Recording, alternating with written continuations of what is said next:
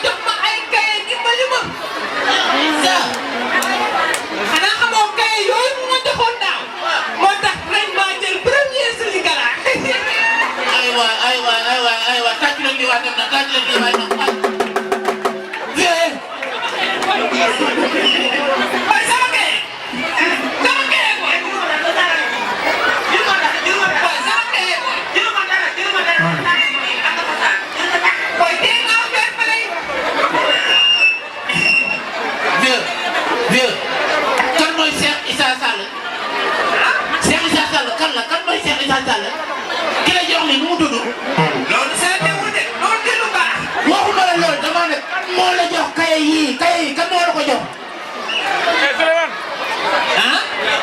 Cheikh Issa mi ngi faj situation yi fii ci Mbour. yow man dama ne nga boole ma moom parce que ren aw ma ay kaye aw ma benn fourniture loolu laa wax. yaa ñàkk fay rek booy xule di jël ndaare.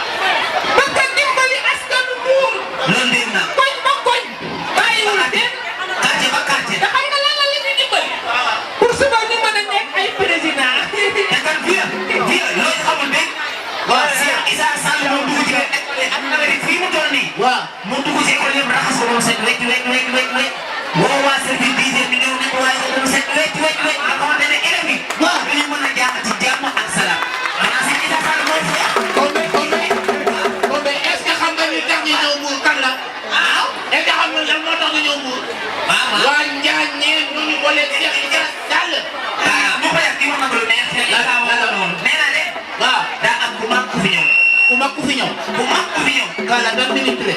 Dama la ko tuddee. Dan Mimi Touré. Mimi ngi ñëw. Mimi ngi ñëw.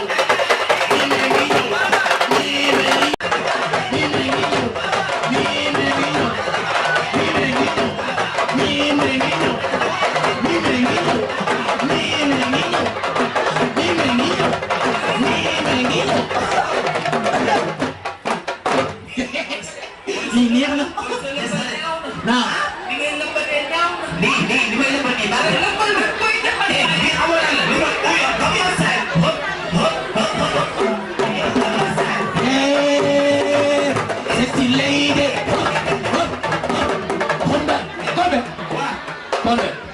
Xam nga lan moo gën a important mooy Cheikh Issa Sall Combé daan dëkk ci dëkk bi di defar dëkk bi ndax Combé xam nga man dama ko daan dégg rek xaw ma ko woon man dama ko daan dégg xaw ma ko woon xam nga année boo passé an woon na si waaw waaw ñu defar moom caravane pour di wër biir Mbour yëpp mu dimbali leen ah bu moo ñuul lii te bëgg ceeb voilà ah bëgg ceeb yow ni ma bëgg ceeb ah nga bëgg ceeb nag ñu ma def dana ma xam day taw na man ceeb ko laa bëgg ceeb ko ko ceeb ko laa bëgg rek papa ceeb ko ceeb ko ana xamoo Cheikh Issa nee na waaw waaw ndeysaan loolu xamoo ne dafa waaw kan la xala Elas Omar Elas Omar Youm Elas Omar Youm mu ngi fii ci biir bés ah Elas Omar Youm mu ngi fii waaw ana xamoo seen kër président Sénégal Mbour na war a génn dana seen kër président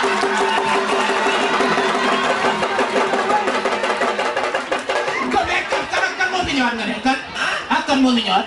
moom laa wax ñu ngi ñëwaat ñu lim naa leen ba pare Omar Youm moom mooy directeur cabinet ah Omar Youm ah Omar Youm Cheikh Issa Sall Cheikh Issa waaw nga léegi si Cheikh Issa xam nga daaw daa primé ay 400 élèves yooyu ne waaye ren da koo yokku ren da koo doublé ren 1500 ah voilà ay 7000 la 7000 et yow 7000 7000 xale yaa ngi nii xale yaa ngi nii yëpp ay xale la ba pare xoolal Combé xam nga ñoo nekk ci ginnaaw waa Njaañeen ñoo ne dañoo am doole ay xale yu am fële lañu tàcc leen ba waa Njaañeen waaw waaw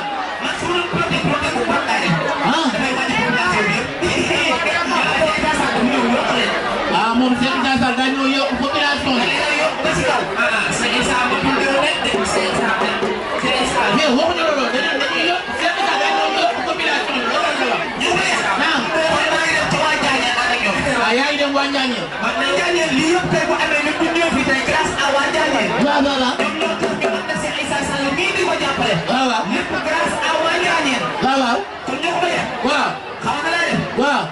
lii la may ni dàq naa leen ku dem di ko wax ma ma neexal la Cheikh Issa mooy taaw Cheikh Issa mooy taaw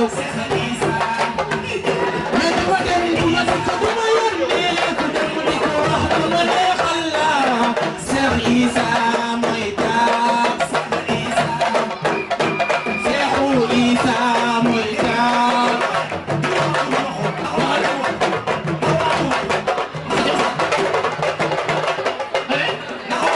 wax leen Cheikh Issa mooy taaw Cheikh Issa ku dem di ko wax ba ma neexal la Cheikh Issa mooy taaw Cheikh Issa mooy taaw waaw vieux ku di bëgg a nekk taaw comme Cheikh Issa da ngay jàng bu baax a baax dégg ngeen waaw waaw vieux nañ dem ba dem jëli sama kaye laa dem jëli xam naa fi ma koy jëli jërëjëf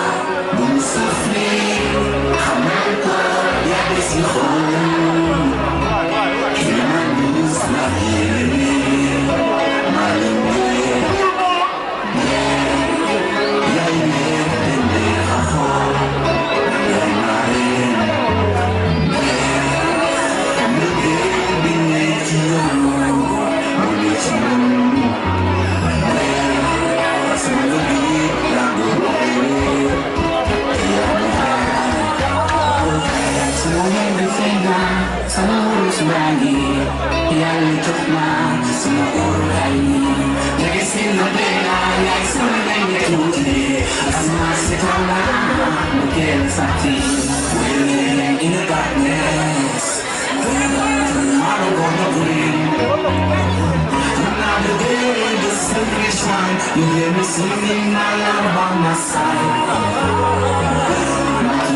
You could play so many Sunday, Monday to Sunday. You may watch your life, never lie, never. Swap coco, somebody got that CEO, somebody got one loco, we're getting I'm not calling, we're not the coco, you're not the girl, swap coco, somebody got that CEO, somebody got one, we're getting du tàggo ku ne am nga ko loo lowee nga day koko yow laa am rus wax ko sama xol bi daf ci yow samay gët wan la ko mbëggeel day naan wuy ñëw du tàggo ku ne am nga ko loo lowee nga day koko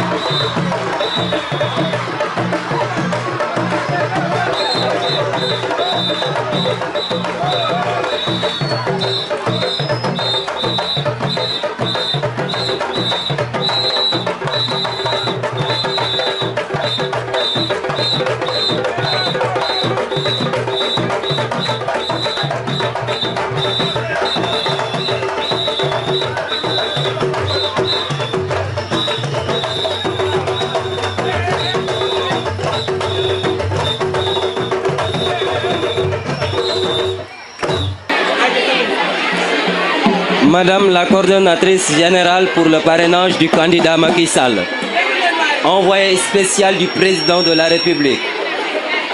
Monsieur le ministre, directeur de cabinet du président de la République, Mesdames, Messieurs les honorables députés, Monsieur le ministre de l'Éducation nationale, Messieurs les inspecteurs de l'éducation et de la formation de Mbour 1 et Mbour 2, Messieurs les directeurs des établissements scolaires, Messieurs les présidents des APE et des CGE, Mesdames, Messieurs les enseignants et étudiants, Monsieur le Président du mouvement AMDEM, Messieurs les membres du bureau exécutif, Mesdames, Messieurs les membres de la commission éducation, chers invités, c'est pour moi un privilège et un bien réel plaisir de vous souhaiter la bienvenue à Mbour Thiocé. À l'occasion de cette cérémonie de clôture de la 3e édition des cours de vacances gratuits qui verra récompenser aujourd'hui 1700 élèves et apporter un soutien aux enfants issus de familles démunies. Permettez-moi avant tout propos de renouveler mes sincères remerciements aux parrains de Amdem Éducation, Monsieur Kaba Diakhaté, aux IEF du département, aux directeurs des établissements scolaires et à nos partenaires, Tahaou Sagor, Mouvement des élèves étudiants de TPS, Amicale des élèves étudiants de Sanch et ASC Yonondam, qui n'ont ménagé aucun effort pour la réussite de nos projets visant à améliorer la qualité de l'éducation au court terme et dans un futur proche, multiplier le nombre de cadres mbourois. Mention spéciale à ce grand monsieur, cet homme de valeur qui a réuni les fils de Mbour autour de l'essentiel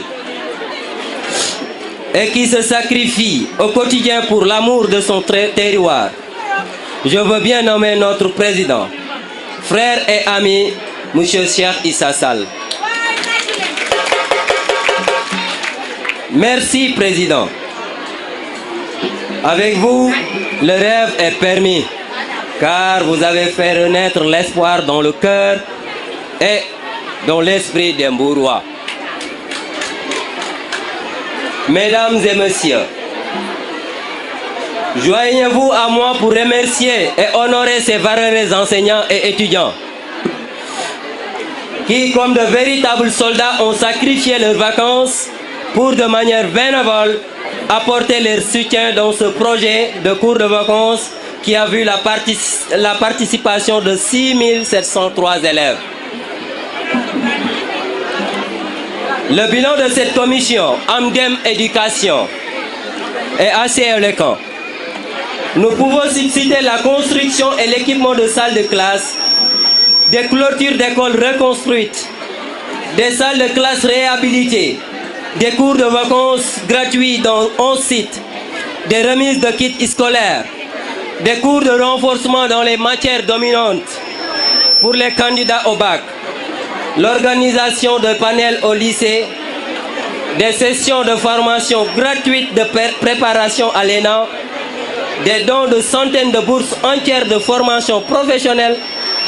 la prise en charge des frais de restauration pour l'organisation du bac au lycée Demba Diop, l'appui apporté au codex sur les génies en herbe pour cultiver l'excellence, des sessions de formation gratuites en informatique, pour ne citer que cela.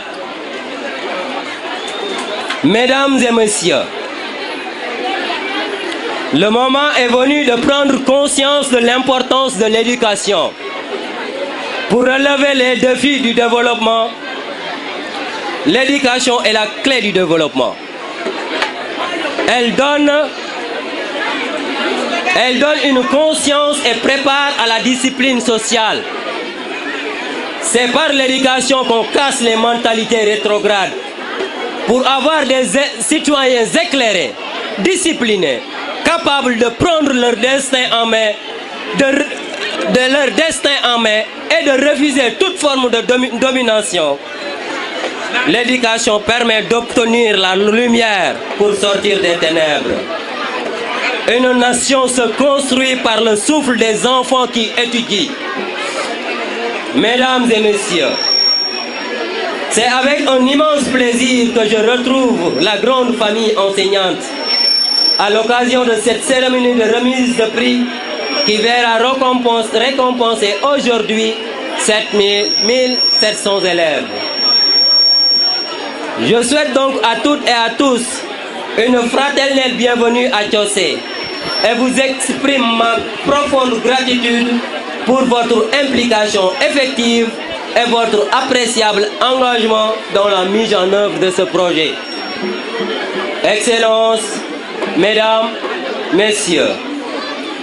je ne saurais terminer sans vous remercier une fois de plus d'avoir accepté de prendre part à cette cérémonie qui revêt une importance particulière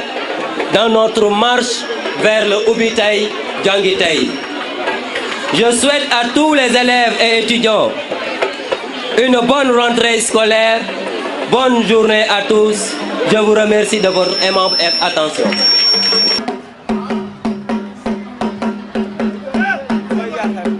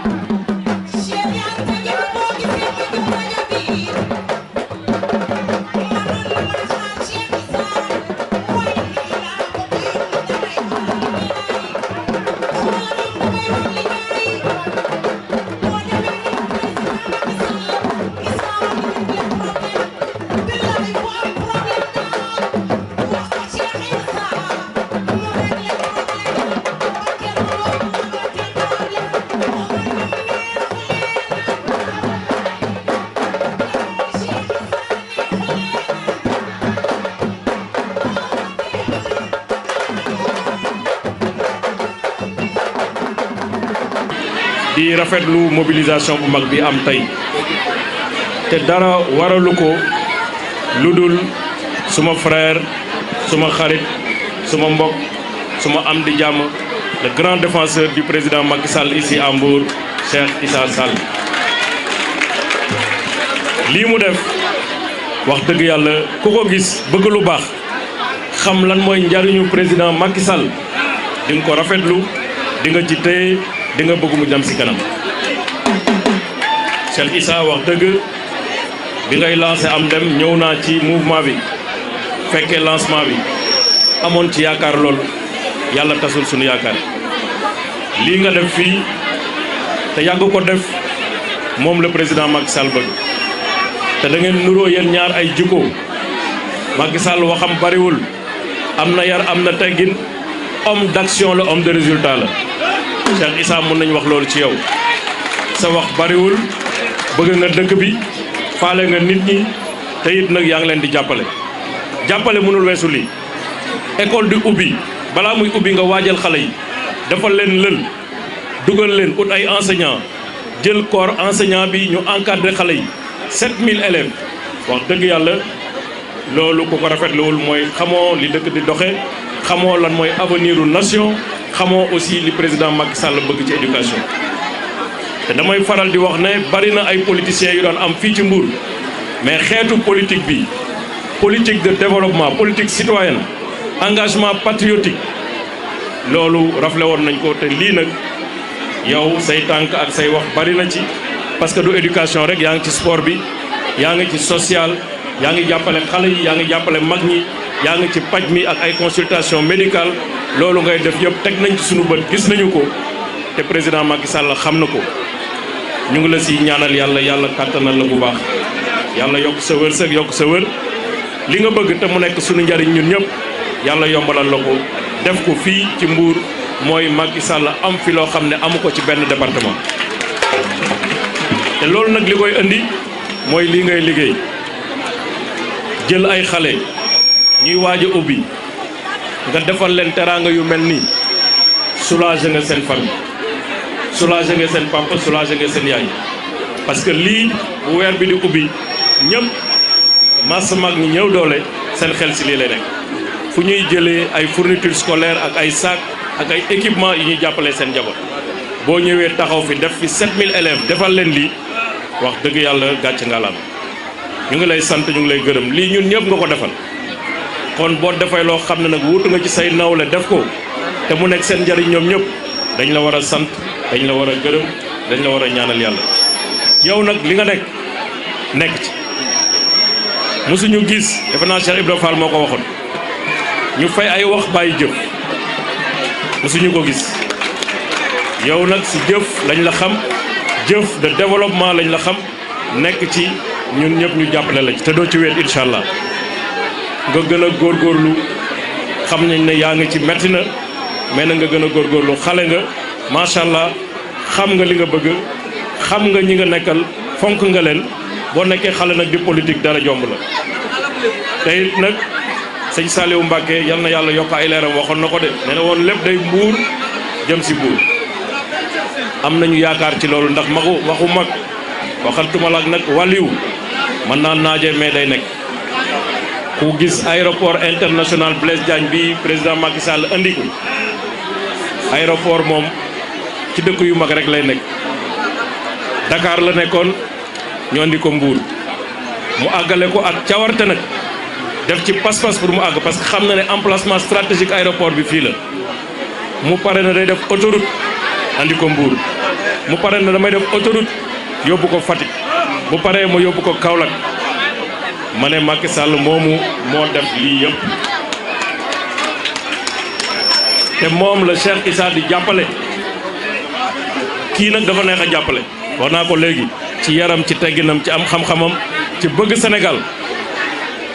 kooku moom la Cheikh Issa di jàppale kooku moom la Omar Youm di jàppale kooku moom la Saliou Sam di jàppale kooku moom la Sira Ndiaye di jàppale kooku moom la docteur Diba di jàppale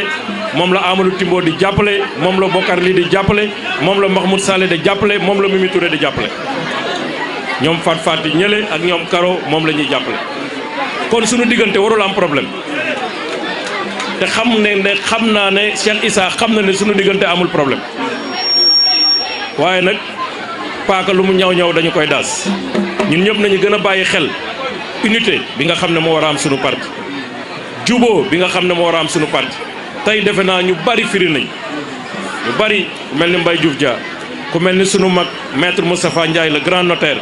nga xam ne ndeysaan chaque jour dañuy woo ma man ak Cheikh Issa na ànd leen def leen ni bokk leen ndey bokk leen bàyyi bokk leen yëpp moo tax wax dëgg yàlla ànd bi yàlla na ci yàlla tënk seytaane yàlla bu ci benn seytaane am solo te ñun jàpp naa ne man Cheikh Issa daf may yombalal liggéey li muy liggéey nii man la koy yombalal parce que nag directeur de cabinet président ku nekk xam na ne jotam mayeetu ko nag yenn yi mu koy mun a def mais soo amee rakk ak ay camarade ak ay xarit yu mel ni Cheikh Issa ñu nekk sa wet di la yombalal liggéey bi nekk ci jeunesse bi nekk ci mag ñi nekk ci kilifa yi nekk ci li nga xam ne moo neex askan bi wax dëgg yàlla ñun dañ ko war a sant yàlla julli ci Seydina Mohamed sant xale yi yëpp nag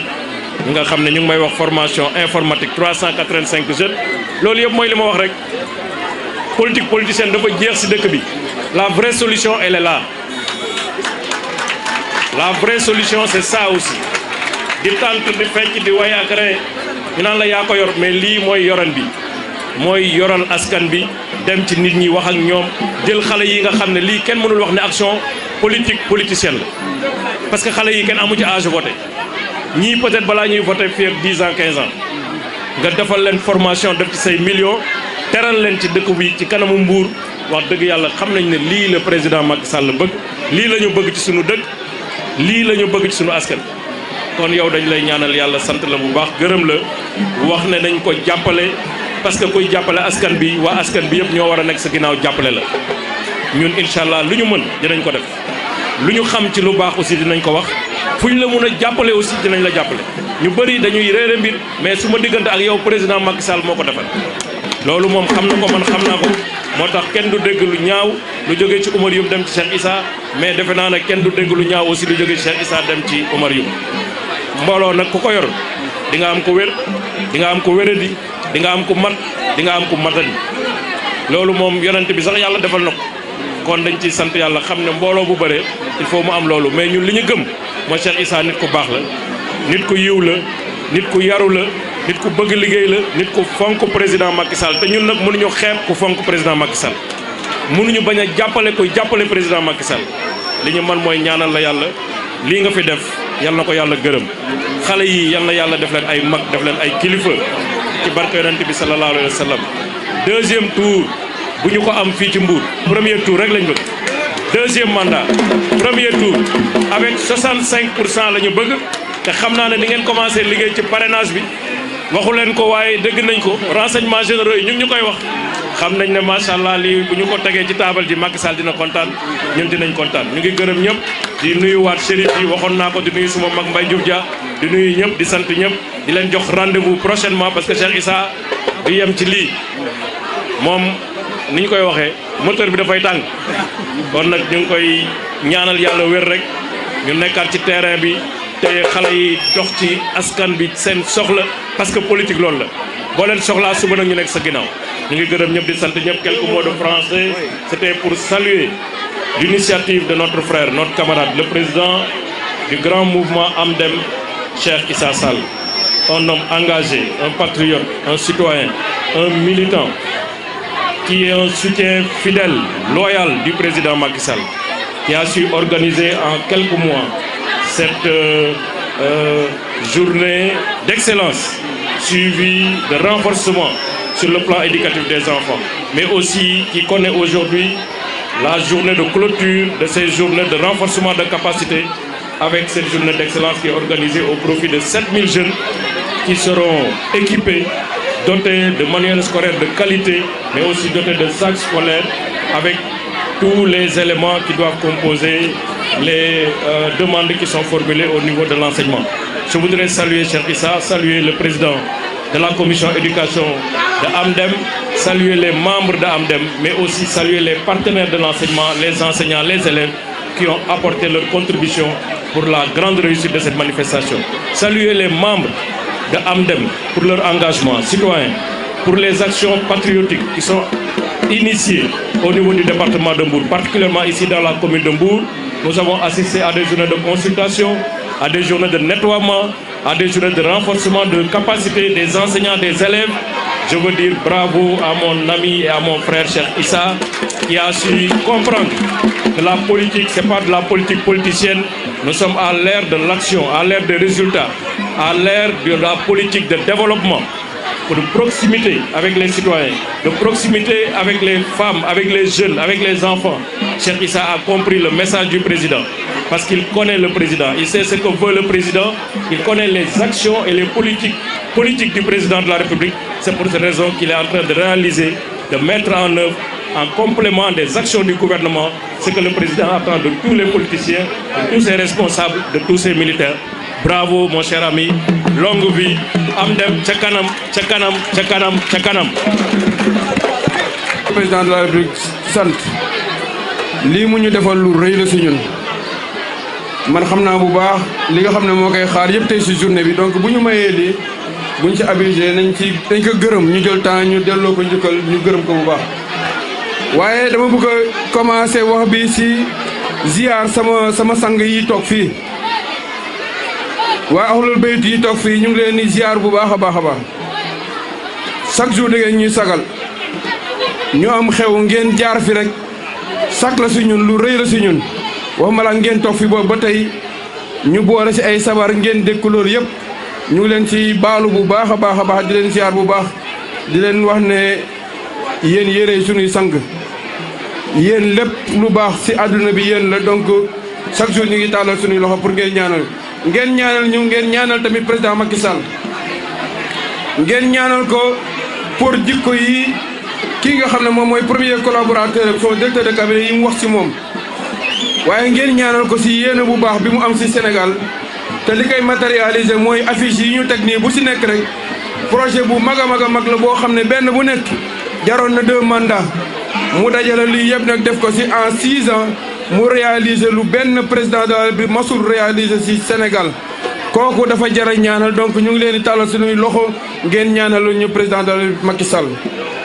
ñuy nuyu kilifa yi fi nekk yëpp waa APR yëpp a ngi fi waa Benno Bokk Yaakaar ñëpp a ngi fi waa mouvement Amdem ñëpp a ngi fi ak tamit suñuy kilifa yoo xam ne dañoo nekk Mbour nekk ñu baax ñu leen di tiitaroo fii si Mbour te ñu mën see lim ku mel ne sunu mag sunu kilifa Mbaye Diouf Dia moom ak maa dem ba seen mii dendee nii taxawaay bu leen soxal la dox nañ ci guddi dox nañ ci bëccëg mais comme ni mu ko waxee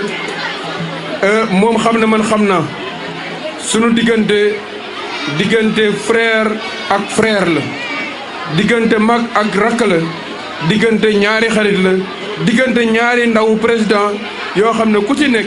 suba ba ngoon li ngay dox mooy naka la ñuy fexe ba président de la République li mu yéene askan wi mu agsi si moom te 2e mandat bi mu am ko au premier tour sa takkusaan ñu gagné département de Mbour bi yëpp dem ñibbi may gërëm ñi déplacé wu yëpp ñëw di gërëm nag waa commission éducation monsieur le ministre plus de 100 enseignants ñoom ñoo yoroon les 6700 élèves sacrifié seeni vacances pendant 1 mois depuis une semaine ñu ngi sama kër fële Malicounda yii ñuy jox tey ji élèves yi du poosu Cheikh Issa poosu képp kuy membre mouvement Amdem jàpp nga sa loxo wala nga xool sa nafa bu dee jigéen ñi dem nañ géej ñëw joxe seen participation wala ñu dem marché ñëw joxe seen participation wala ñu dem ci seen liggéey ba ñëw joxe seen participation étudiants yi denc nañ ci seen bourse ñëw joxe seen participation donc loolu mooy esprit bi nga xam ne moom la Amdem di demee mooy le don de soi la mutualisation de nos possibilités de nos connaissances de notre expertise au service de Mbour et des Mbourois loolu tamit muy lu am solo loo xam ne bëggoon naa nga yóbbaale ko nga ñaanal ñu si yàlla jàppale ñu si ba nga xam ne esprit boobu nga xam ne moom lañ bëgg a gën a développer fii si dëkk bi mu gën a law ba ku nekk li nga mënal Mbour nga mën kaa yéene Mbour defal ko Mbour xale yi tamit ñu ngi leen di gërëm bu baax di leen ñaanal nag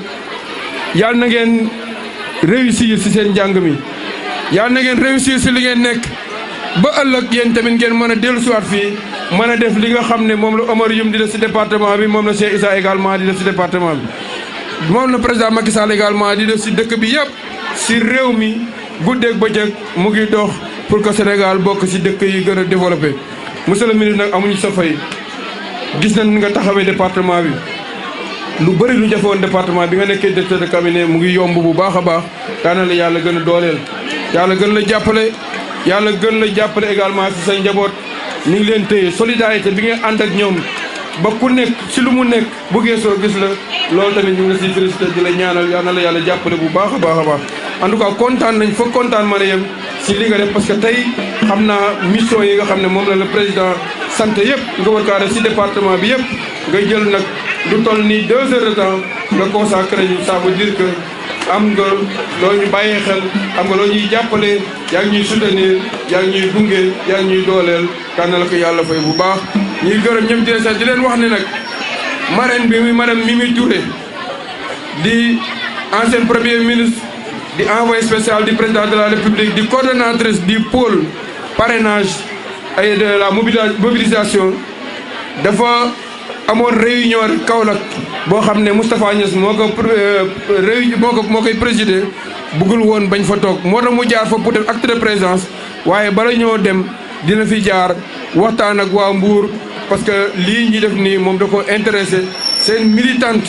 de l'éducation c'est une militante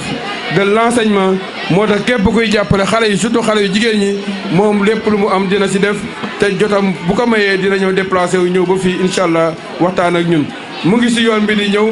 donc ñu koy xaarale xam naa di si ñuy joxe prix yeeg yu demee noonu dinañu fi fekk incha allah comme ça mu mën a waxtaan ak waa Mbour sama secrétaire général nag mu ngi fii toog Mamadou Wade secrétaire général agence de développement municipal di nit ku baax mënoon na ne dañoo nekk ADM rek di liggéey ñu yem si liggéey boobu waaye ku nekk xam ne boo amee chef buy politique li muy toog sax xëy na si bureau ba bëriwul waaye fu mu fa nekkul tamit sama xel day daal parce que il est compétent il est loyal te fonctionnaire def naa ñaar yooyu rek lañ si soxla si moom yàlla na ko yàlla jàppale bu baax ñu koy jëbal di ko félicité monsieur le ministre daal yàlla na la yàlla dooleel sa mission yàlla na ko yàlla àggali nii yoon fépp foo jublu yàlla dafa yu yàlla jublu kontaan nañ bu baax te ñii nga xam ne ñoom lañ yaakaar tamit dina leen ko dénk ñu ñaanal la bu baax yàlla jàppale président Macky Sall mu am 2 mandats au premier tour c'est takkusaan waa am dem nag yéen kenn amul seen fay parce que yéen a ngi joxe seen bopp yéen a ngi joxe seen temps yéen a ngi joxe seen alal yéen a ngi joxe seen lépp pour askan wi APR coordination communale ñoom ñëpp ngi nii toog yaa ngi wax parrainage bi samedi bii di ñëw incha allah dinañ def conférence de presse wax liñ ci liggéey loolu ñu si waxoon rek def nañ ko si nu mu gën a rafete te incha allah samedi bu ñu taxawee ba wax li nga xam ne moom lañ liggéey si parrainage bi waa Sénégal dinañ xam ne président Macky Sall mën na compter si Mbour pour avoir son 2e mandat. loolu tamit c'est un travail boo xam ne jeexagul ba décembre fu nit nekk nañ dem mu signal ñu fu nit nekk nañ dem waxtaan ak moom si réalisation président fu nit nekk nañ ko expliquer li tax ñu war a voter président mu am un 2e mandat au premier tour. donc waa coordination APR seen taxawaay rafet na si guddi bëccëg yéen a ngi yor ay fiches di dugg si kër yi maison par maison loolu résultat bi incha allah samedi dinañ def conférence de presse waxe ko ñëpp invité si presse bi yëpp incha allah ñu wane ne ñun kat guddi bëccëg li ñuy tax a jóg mooy nu président de la République mën a réussir sa mission di leen di gërëm bu baax di leen sant gërëm bu baax vraiment encore une fois duma si tayal monsieur le ministre sa taxawaay rafet na waa presse bi seen taxawaay rafet na yéen a ñuy gunge lépp lu ñu def si lu baax benn yéen a koy wasaare si àdduna bi ba ñëpp gis ko ñëpp rafetlu ko yal na leen yàlla gën a dëgëral ba médias yi fi nekk fii organes yi nekk biir Mbour maanaam nekk ay référence si àdduna bi yëpp nag man ngeen ko am ngeen compétence am ngeen taxawaay bi am ngeen bëgg seen réew bi yal na leen yàlla jàppale bu baax communicateur traditionnels yi griots yeeg ñëpp chanteurs yi artistes yi fi jaar ñu ngi leen di gërëm yéen ñëpp jërëjëf merci beaucoup. jërëjëf.